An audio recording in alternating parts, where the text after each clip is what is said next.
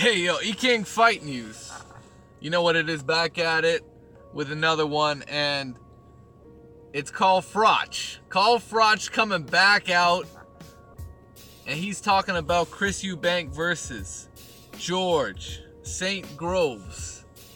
And that's going to be a heck of a fight. No matter who wins, that's going to be a barn burner. That's going to be explosive. There's going to be a whole lot of punches thrown. And there's going to be two men who's going to challenge each other like they haven't been challenged before. I believe this could be a modern day British classic is what just might transpire when Groves gets in the ring with Eubank Jr. That's going to be an awesome fight on an awesome night. And what it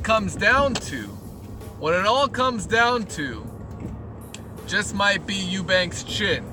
And Froch's comments are very, very telling. He sparred with the Eubanks and he's taken Chris Eubank's best punch. And he's also given his best shots. And according to Froch, Eubank took it on the chin and he keeps going, man. Eubank might have the endurance, the stamina, and the punch resistance to take George Groves out of his element. Imagine if George Groves is able to land his best right hand and Eubank takes a flush and keeps on coming forward, keeps applying that pressure. It's gonna be game over for George Groves if he can't get Eubank's respect. That's for sure. So here Froch is, he's backing Chris Eubank Jr. He believes Eubank will come out of this fight with a victory. However, it's possible that George Groves can pull off the upset. To paraphrase Froch's comments, he believes George Groves is an excellent boxer that also hits very hard. And if he can get that right hand going, you know, it can be a long night. It can be a very long night for Chris Eubanks. Absolutely. In fact, it was the back foot game of Billy Joe Saunders that really gave Chris Eubank the hardest issues to deal with. He gave him great movement and he outboxed him for just enough of 12 rounds to get, I believe, what was a split decision nod. And George Groves, he needs to think of this as a long distance fight. You know, it's a marathon. This ain't a sprint. George Groves comes in here looking for a sprint. He's gonna get washed. He's gonna get washed like a rag. You know, he's gonna get washed, and Eubank will eat him up.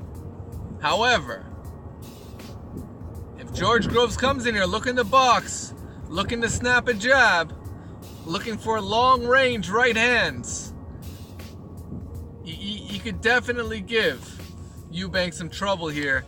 Let's go into Froch's comments as he gets deep on this fight.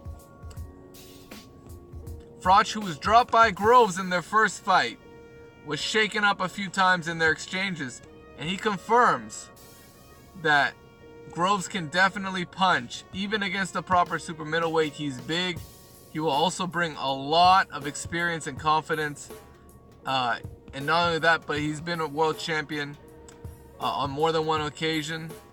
But what happens when Groves gets in that ring and Eubank Jr. has never taken anything like that right hand before? He might suddenly think, wow, I can't swarm this guy. However, Froch admits that Groves is a very live underdog in the contest, and he actually believes that Eubank is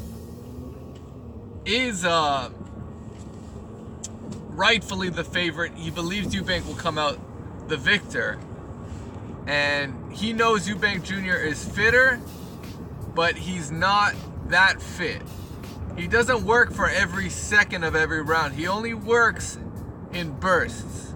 then he needs a breather. Groves could keep him on the end of, if he can keep him on the end of his jab, then tag him with a couple of those big right hands. With the little gloves, Eubank Jr. has never felt that before.